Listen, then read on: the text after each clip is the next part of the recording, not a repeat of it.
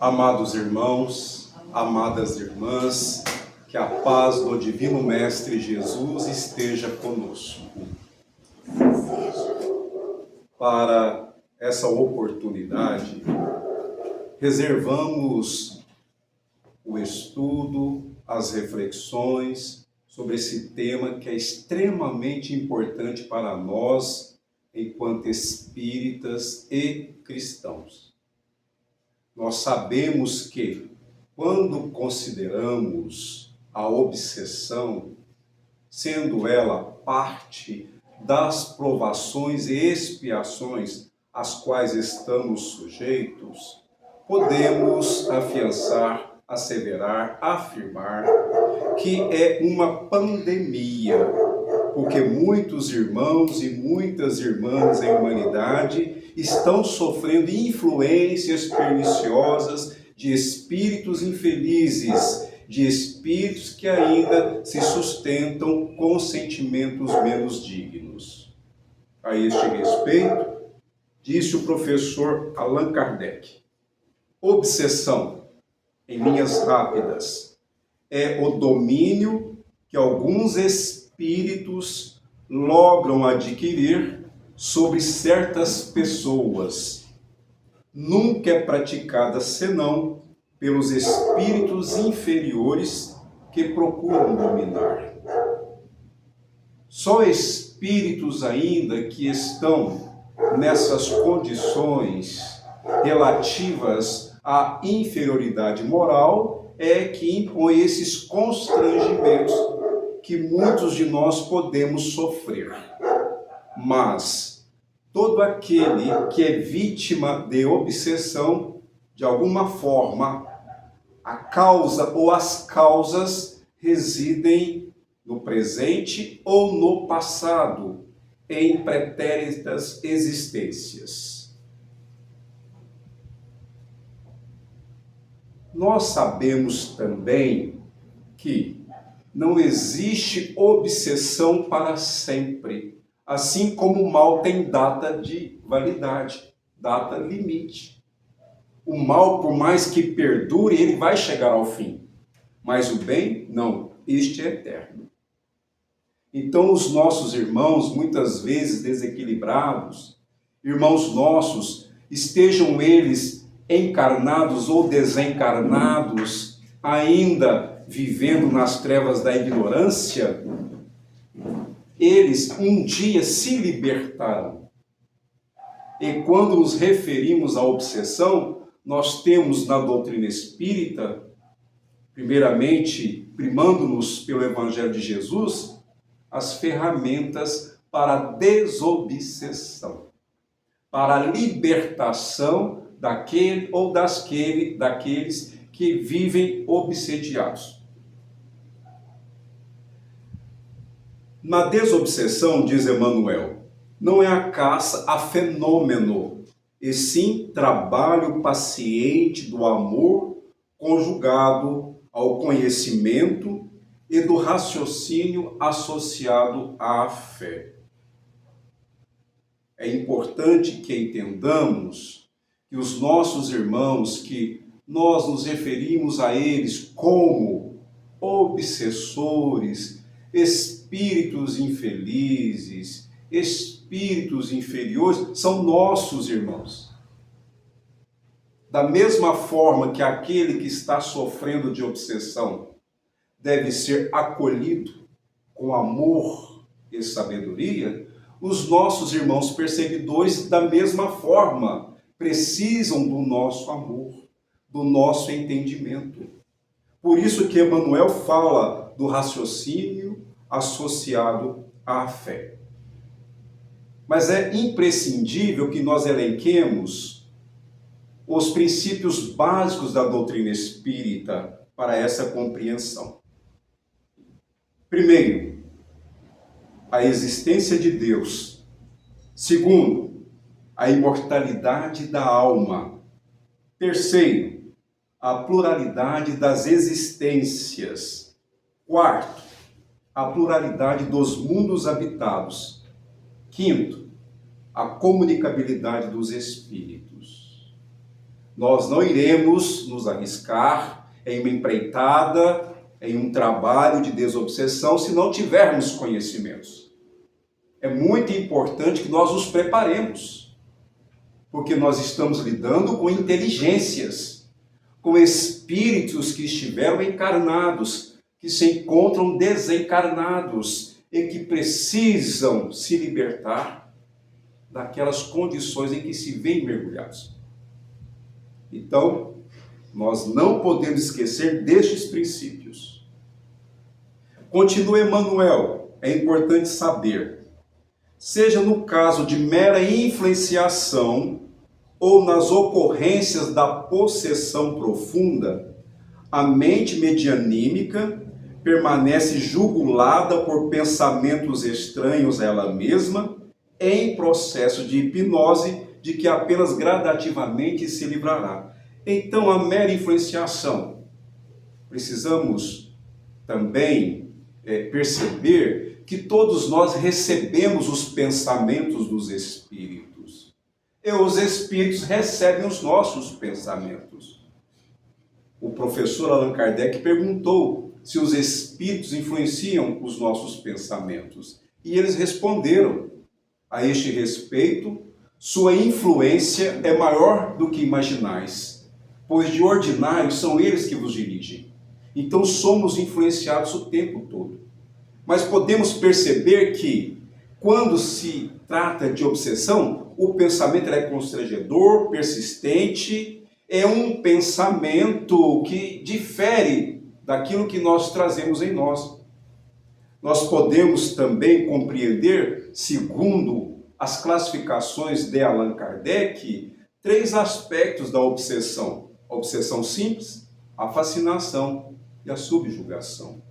Então, como é que nós iremos identificar se os pensamentos que temos são nossos ou são sugeridos pelos espíritos? Geralmente, dizem eles, os primeiros pensamentos são nossos. Então, se recebemos pensamentos estranhos ao habitual, daquilo que nós buscamos na nossa realidade, precisamos analisar. Não foi por acaso que o Divino Mestre Jesus disse: orai e vigiai para não cairdes em tentação. E Emmanuel vem explicitar essa fala do amado Mestre, dizendo que é observar, analisar e examinar. E aí, partindo para os nossos pensamentos, nós precisamos ficar atentos a esses pensamentos. Daí ressalta o imperativo da assistência sistemática aos desencarnados, prisioneiros da insatisfação ou da angústia, por intermédio das equipes de companheiros consagrados ao serviço dessa ordem.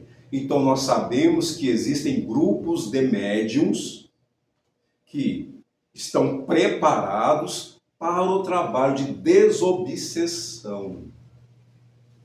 É importante ressaltarmos que é uma empreitada de quem tem consciência daquilo que está fazendo, porque é muita responsabilidade. Nós estamos lidando com seres inteligentes, com criaturas que estão passando por experiências essas que estão relacionadas às ações do passado, e existem obsessões que começam numa existência e se arrastam por séculos. E aqui, especificamente, quero mencionar a obra Dramas da Obsessão, pelo Dr. Bezerra de Menezes, através da médium Ivone do Amaral Pereira, onde lá ele narra um caso de uma obsessão em um grupo de perseguidos, de obsediados, que se arrastou por 4 séculos. Uma obsessão de 400 anos. Mas avancemos. Aos quais, aliás, demandam paciência e compreensão análogas às que caracterizam os enfermeiros dedicados ao socorro dos irmãos segregados nos meandros da psicose, portas adentro dos estabelecimentos de cura mental. Então, os nossos irmãos, nós que somos médios, somos como que enfermeiros. E a espiritualidade maior nos auxilia. Existem as equipes espirituais e as equipes do plano físico. Casas espíritas sérias estão cadastradas nas esferas mais altas. O que seriam essas casas espíritas sérias? São aquelas em que os trabalhadores estão comprometidos com Jesus em primeiro lugar e com os postulados da doutrina espírita. Quem não estiver disposto a renunciar aos seus próprios interesses, é melhor que não participe. É melhor que vá atuar em outras atividades do centro espírita. Mas se reconhece que não tem a capacidade de dedicar-se de corpo e alma àquele labor, é melhor protelar. Deixar para a oportunidade quando alcançar a maturidade espiritual para esse desiderato. Toda obsessão começa pelo debuxo vago do pensamento alheio que nos visita oculto. Então esse rascunho de pensamentos, essas imagens fugidias, esses lampejos, às vezes, de algo que você não está acostumado a pensar, já pode ser alguma interferência na sua mente, no seu campo mental. Mas vamos a alguns exemplos.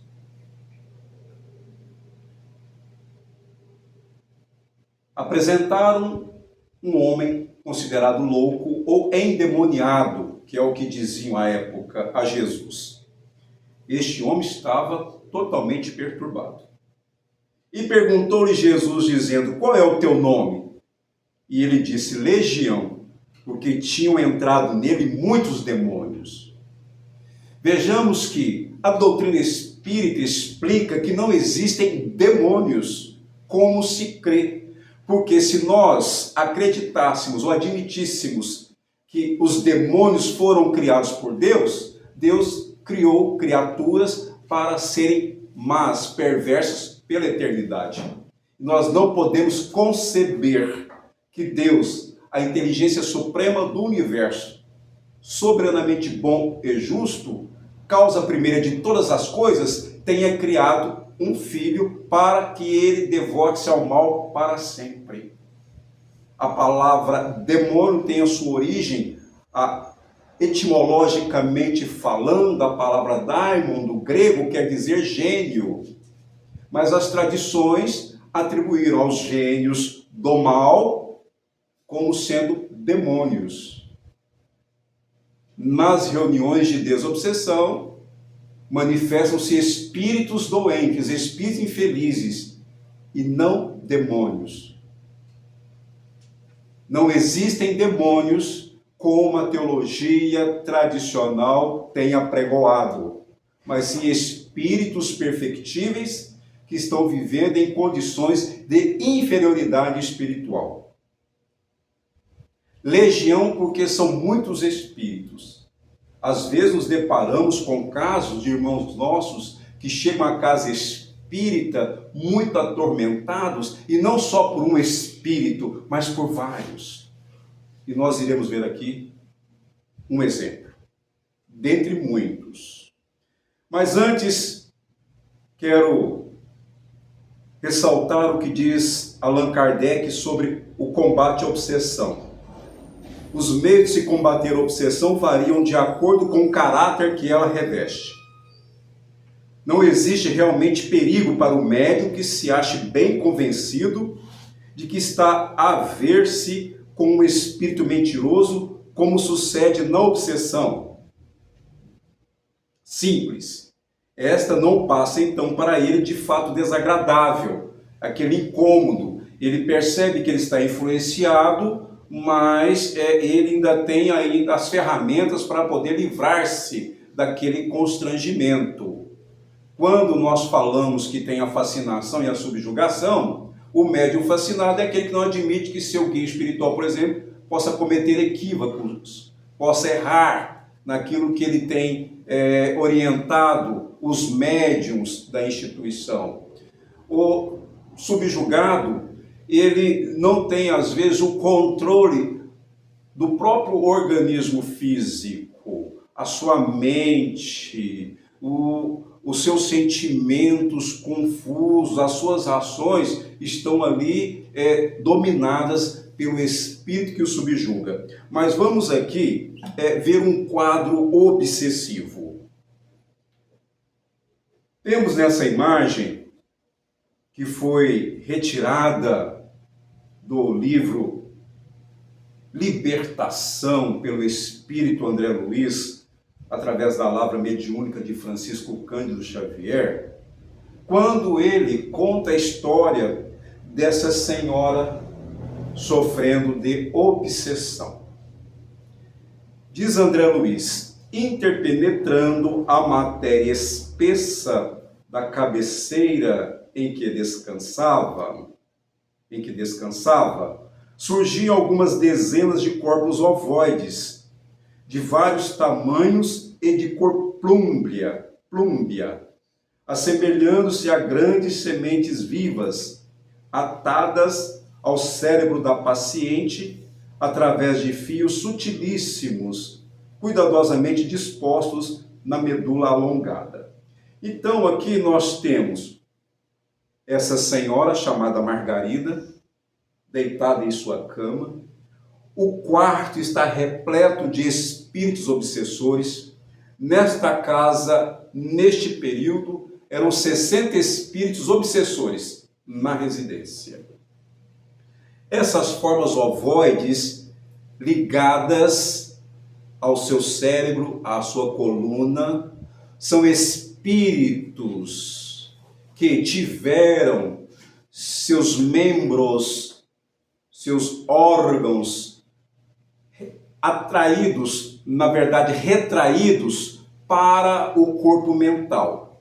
É como que, diz André Luiz, se esses espíritos perdessem o corpo espiritual, seus braços, suas pernas, seus troncos, eles se retraíram em virtude da monoideia, da ideia única. Então, essas formas ovoides, mais ou menos do tamanho de um cérebro, são espíritos que estão ali pensando o tempo todo.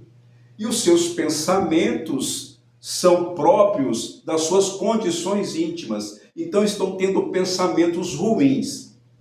E esses outros dois espíritos que estão do lado são hipnotizadores. Então, esta mulher obsediada, ela está recebendo os pensamentos das dezenas de ovoides ligadas ao seu cérebro e também recebendo os pensamentos dos dois espíritos hipnotizadores. Então, ela estava ali no seu campo mental, tendo imagens sinistras, bizarras, horrorosas, confusas, perturbadoras. Ela estava ali sendo subjugada. Aqueles três que estão de pé, trajando roupas claras, são os espíritos Gúbio, o mentor, André Luiz e Eloy. André Luiz e Eloy estavam fazendo estudos em torno da obsessão. Parece que é algo que nós imaginamos que por que está acontecendo isso com essa mulher? É por acaso? Nós sabemos que não. Quando falamos que as obsessões fazem parte das provações e das expiações, ela só está passando por essa situação, porque no passado ela cometeu erros. Esses espíritos, eles estão ali a serviço de uma entidade mais perversa chamada Gregório, um sacerdote do plano espiritual que se dedicou ao mal, mas ele fala que é ao cumprimento da justiça. Esse Gregório é um espírito que, quando estava encarnado, pertenceu ao alto clero da Igreja Católica. Isso há muitos séculos. E ele se rebelou perante a justiça divina. E nas regiões do submundo espiritual, ele liderava uma falange de espíritos perturbadores. Então esses espíritos estavam ali sob o comando desse chefe das falanges do mal. Aqui nós temos uma outra situação para que possamos entender melhor essa questão dos ovoides.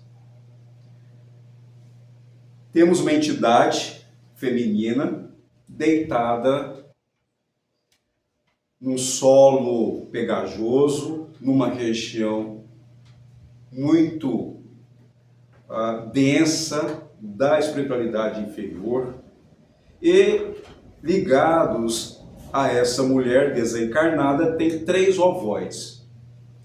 Diz André Luiz, semelhavam-se a pequenas esferas ovoides, cada uma das quais pouco maior que um crânio humano. Variavam profusamente nas particularidades, contudo pareciam em repouso, aparentemente inertes, ligadas ao halo vital das personalidades em movimento. Então nós temos uma pessoa encarnada com ovoides ligados a ela, e temos aqui uma pessoa desencarnada com ovoides também ligados a ela. Então nós podemos ter ovoides conectados em nós, enquanto encarnados, como desencarnados. Agora, eles não caminham, mas eles podem ser atraídos. Diz André Luiz, em seu livro Evolução em 2 Mundos, que os espíritos ainda primitivos, os selvagens, os homens selvagens, em desencarnando, eles não conseguem se libertar do habitat do mundo físico. Então, os seus anseios, os seus pensamentos estão voltados com aqueles que eles viveram quando estavam no plano material.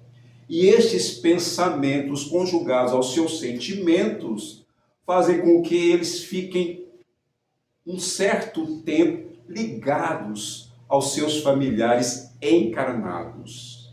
E eles vão, por conta disso, perdendo a mobilidade. Então os seus órgãos são retraídos. Seus braços, suas pernas, seus troncos. E eles ficam ali, naquele estado de imobilidade.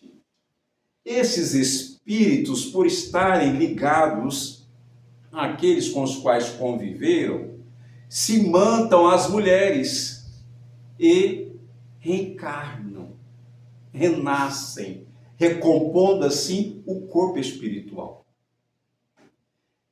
Para os casos em que esses ovoides são ligados aos encarnados, eles são levados pelos espíritos obsessores. Os espíritos obsessores ligam esses ovoides àqueles que eles querem prejudicar. Mais um quadro para o nosso entendimento a respeito das obsessões. Junto de fumantes e bebedores inveterados, criaturas desencarnadas de triste feição se demoravam expectantes.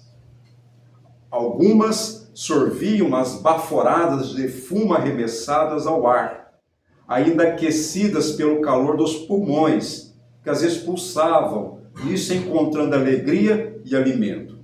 Outras aspiravam o hálito de alcoólatras impenitentes. Então aqui nós temos um ambiente onde as pessoas estão bebendo bebidas alcoólicas e fumando. Os espíritos desencarnados, viciados, porque não encontraram nenhum lugar que vendesse cigarro para eles no plano espiritual, e nem botequim para comprar em suas bebidas, eles vêm procurar aqui. Aí eles querem beber conosco. Aí o encarnado, que é alcoólatra, se torna um caneco humano para satisfazer o ego da espiritualidade inferior. Da mesma forma o fumante. Então, quando o fumante lança a fumaça para o alto, o espírito suga aquele ar quente com fumaça, assimilando aquelas substâncias para satisfazer o seu vício. Da mesma forma para a bebida alcoólica e não diferente no sexo desalinhado, desequilibrado, perturbado. Muitos espíritos participam desses momentos quando as pessoas se tornam invigilantes e se entregam aí aos erros. Palestras públicas, quando os mentores, quando os nossos amigos espirituais, como os dirigentes da Casa Espíritas falam, olha, é muito importante que você que está fazendo tratamento espiritual participe das palestras públicas. Não fique apenas no tratamento, seja ele qual for, a fluidoterapia, a água fluidificada, o passe, os medicamentos fitoterápicos e homeopáticos, enfim, não é o suficiente. São importantes? Sim, claro, são de grande relevância. Mas nós não podemos esquecer que os distúrbios orgânicos que trazemos residem em nossas almas. As enfermidades são sintomas daquilo que trazemos em nós que precisa ser trabalhado. Então precisamos nos aprimorar, entregando-nos às práticas dos ensinamentos de Jesus para que possamos vencer as enfermidades espirituais que todos trazemos. E na palestra espírita, nós temos a capacidade, através dos conhecimentos que os nossos irmãos e as nossas irmãs compartilham conosco, de internalizarmos conhecimentos superiores, a fim de que não entremos em sintonia com os espíritos homiciados nas sombras. Precisamos fazer a nossa parte. Deus espera que nós façamos aquilo que nos compete. Como diz o ditado chinês, Deus não move uma palha naquilo que nos compete. Não move uma palha naquilo que nos compete. Então, que nós sejamos responsáveis também por aquilo que nós estamos buscando, fazendo com que os nossos deveres sejam para nós fundamentais nessa busca do nosso melhoramento espiritual. E aí muitos irmãos nossos vão para a casa espírita, dispostos a aprenderem, porque todos somos aprendizes de Jesus, dos ensinamentos espíritas. E aí, se não teve um dia muito cansativo, ou ainda que tenha trabalhado muito, tido várias atividades, e chega à casa espírita querendo aprender mais, vem um sono incontrolável e começa a dormir. Começa a dormir depois dos primeiros 5 minutos e acorda no assim seja da prece final. Influência espiritual. O sono pode ser provocado por entidades espirituais que nos vigiam e que não têm interesse em nosso equilíbrio e aprendizado. Às vezes nós trazemos conosco as nossas companhias espirituais que querem nos prejudicar para a casa espírita. Então nem entram no centro. Ficam lá de fora nos aguardando. E aí fica, dorme infeliz. Eu achei que fosse ao contrário, porque acontece muito comigo. E eu acho que aí eu até penso, falei, nossa, eu fui levada para um tratamento. Eu achava isso. Na reunião pública, os nossos amigos espirituais recomendem que nós fiquemos atentos, vigilantes. porque não é dia de tratamento, não é dia de desdobramento para tratamento, com todo respeito.